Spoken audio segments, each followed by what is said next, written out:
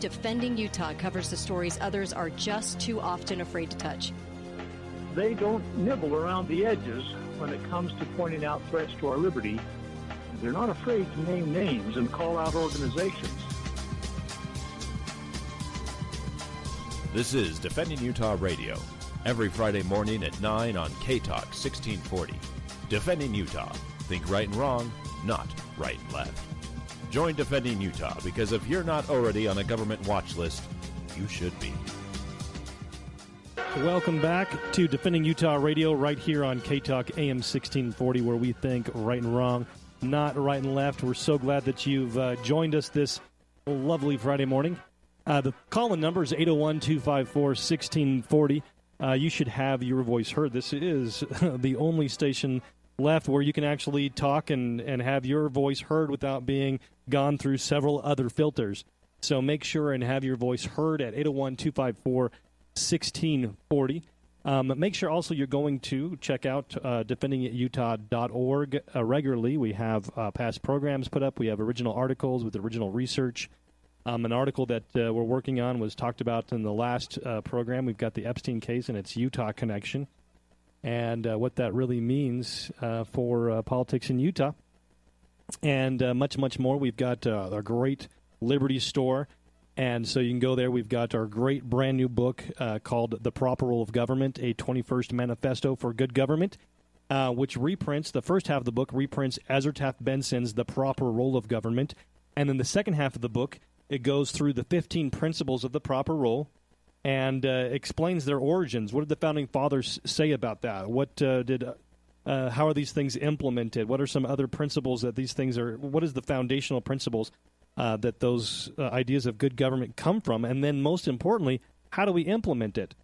We've got a great DVD that features three great speakers. Ammon Bundy speaking about talking about his family story. We've got a talk by Hans Anderson, H. Verlin Anderson's son, about the time that he was on a grand jury that indicted the Federal Reserve, as well as a talk by Kate Dalley and how she's able to talk about the issue, the deep issues on the radio, and just a lot of other great booklets and DVDs, as well as a Defending Utah T-shirt. Make sure that other people know that you support our efforts by picking up one of our T-shirts today as well. So make sure and go to defendingutah.org regularly and pick up the tools that you need to be able to be more effective in your activism. With that, again, be part of the program, 801-254-1640. Wanted to get to one of our major projects at Defending Utah, which is restoring medical freedom in the state of Utah. We mentioned in the last hour just a little bit about this. I want to kind of bring this back to what's going on in the state of Utah and how medical freedom is really being stripped from parents. Your ability to choose how your children are treated is completely gone in the state of Utah if the medical establishment mixed with the state wants it to be gone. In 2003, a teenager by the name of Parker Jensen was diagnosed with cancer, but he didn't want chemotherapy. As a teenager, he did research and said, you know what, there's just, the risk cost-to-benefit ratio just isn't there. I don't want to be any part of it. And he told his parents, and so his parents supported him in that decision. And so they fled to the state of Idaho. And the state of Utah actually charged them with medical kidnapping because of doing that. But it actually came out that even though there were four different doctors said that he had cancer. But when they were actually able to go someplace else and get some actual unbiased, this was over at Primary Children's that these four doctors said this, but they were able to go somewhere else and actually get an unbiased medical opinion and found out, nope, those four doctors were either wrong or manipulating it and saying that he did. In fact, what came out afterwards was that the doctors wanted Parker to be part of a medical study. And so they claimed falsely that he had a cancer that he didn't have. And so as a result of this, there was a big push back in 2015 to have parents getting medical freedom back, the ability to get a second opinion, which, in the Parker Jensen case wouldn't have mattered a whole lot. But this was HB 356, and it was promoted as protecting innocent parents from DCFS taking away their children. Because the legislation, it says that, according to HB 356, says that a parent has the right to obtain a second medical opinion from another physician of the parent or guardian's choosing who has the expertise in the applicable field. So first of all, Parker Jensen had 4. And so this bill wouldn't have protected him at all because it only gives you the right to a second opinion, and it has to be in the applicable field. Now, what does that mean, the applicable field? They're assuming with this language that the original diagnosis is correct. And so you've got to go to the same kind of doctor as the original diagnosis, and of course he's going to back up his colleagues. So you have the right to, according to HB 356, you have the right to a second medical opinion as long as it's from a doctor with the same bias as the first. Now, further on in HB 356, it says that a parent has the right to a second medical opinion as long as that opinion is reasonable. Now, that's a very subjective word. What's reasonable? And informed, again, subjective, and is consistent with treatment that is regularly prescribed by medical experts in the applicable field. So therefore, if, like in Parker Jensen's case, if you've got cancer, it has to be consistent with treatment that is regularly prescribed. So if it is not chemotherapy, you do not have a right to choose a different option. You can seek other treatment options as long as it's the same exact treatment. You can have any color shirt you want as long as it's the color black, is what this legislation is saying. It gives you 0 rights and, in fact, codifies further into state law that only the state and medical establishment have a say over what medical treatment your child receives. That's going on right now in the state of Utah. Now, if any of you have been listening to our program for a long time, you know that about a year ago, my 6-year-old daughter was diagnosed with cancer at Primary Children's, and there were a lot of things that went down. They lied to us, used a lot of different deception, and also mistreatment there at the hospital. And so we decided to go elsewhere for our daughter's treatment, not knowing what the statute in the state of Utah was. And so immediately, instead of calling us, the hospital called CPS. And they wanted to do a private one-on-one visit where my wife and I were not allowed to be there in the interview between CPS and my daughter. And they demanded that they search my home without a warrant. And so we immediately called Garrett Smith from Peace Legal, one of the advertisers right here on K-Talk. And he asked CPS to provide where this was required. And so Xavier McLean, the agent for CPS, said that it was provided in a link at dcfs.utah.gov, and that line 200 says that Child Protective Service Policy 203 explains the requirement for home visits. And so the lawyer responds that we've complied with everything. You know, as soon as we found out what the law was, we had an option. We could flee like Parker Jensen and be accused of kidnapping our own child, or we could comply. And so we waited out prayerfully and fasting and said, you know what, right now we're just going to kind of figure this out, and we are just going to comply. And so our lawyer said they're complying with everything they've been told to do. Why are they required to have these visits? And so, and then he pointed out that nowhere in the guidelines from CPS does it require this, especially if we're doing everything that we're told to do. And so Xavier responds back in this email and says, "Thanks for letting me know. I apologize if it seemed like I was saying it was the law." So he says that it's required, and then he says, no, it's not the law. You don't have to do this. It's just, our policies are connected to law. And then he responds to, what is the credible, because they were saying that they demanded this visit of us because of, quote-unquote, credible evidence. And so our lawyer says, well, what's the credible evidence? What's evidence? And the CPS, Xavier McLean, says, the credible evidence that we are operating under is the concerns that have been reported to us. So an accusation, according to CPS, is evidence. Now, let me repeat that. According to CPS, an accusation is the same as evidence. So does that mean that if I accuse the governor of murdering somebody, is that now evidence because I accused him? No, of course not.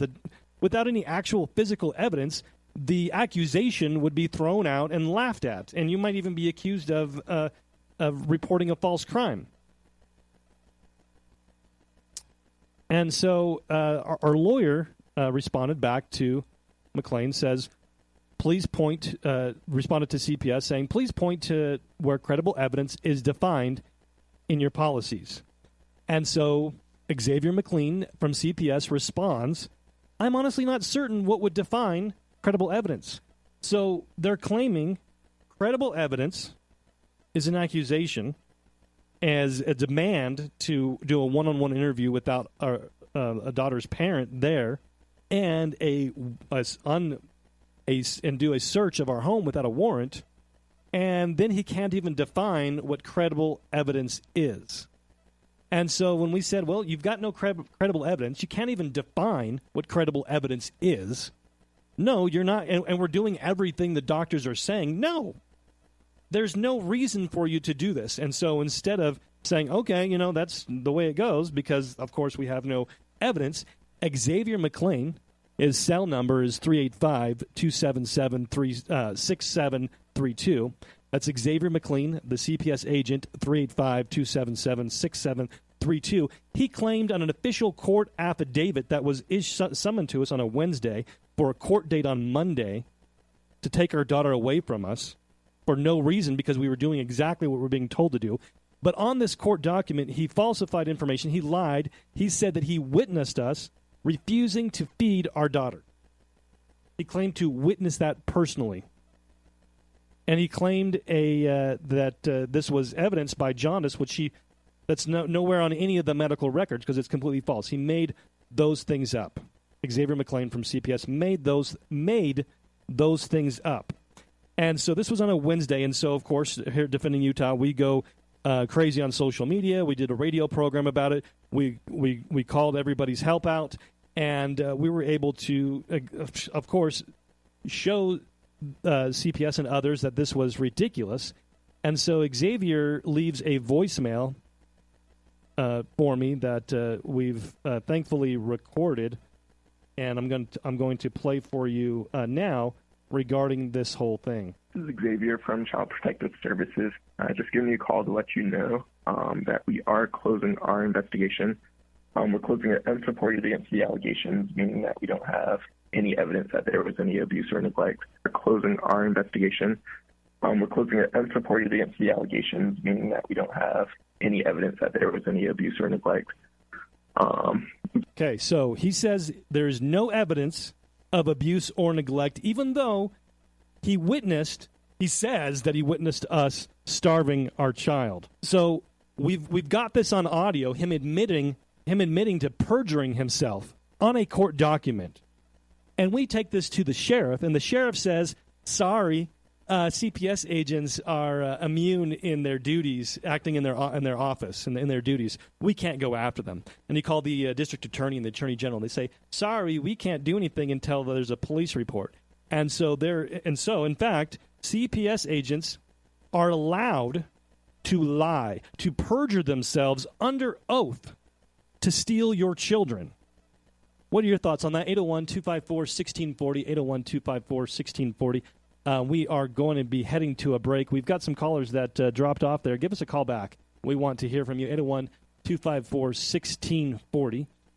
We are about to go to a break here, but we're going to be continuing on the story, why it's so important that we restore medical freedom. Because right now, CPS can lie under oath to steal your children away from you. Xavier McLean, his phone number is 385-277-6732. He is the one, and he's continuing to work for them. He's continuing to go on and to torture different families across the state, working for CPS. And is he continuing to lie? Is he doing the same thing that he's always done and that he did to us? We can see that Utah will try to kidnap your kids if you act contrary to the state and medical establishment, and that Utah seeks to violate privacy rights of parents without probable cause, that they will lie to families and lawyers about what authority and power that they have, and that they will lie under oath to get what they want. This is what they do. And so we need to restore medical freedom in the state of Utah. More on some of the studies behind why people might choose to do differently, and then get into the language of what's happened behind the scenes when we've tried to introduce other legislation restoring medical freedom in the state of Utah. So learn more about this. Also, we've got some more details on our website at defendingutah.org. That's defendingutah.org. Make sure you're subscribing to us on Spreaker or on iTunes, and more when we get back from the break right here on K-Talk AM 1640.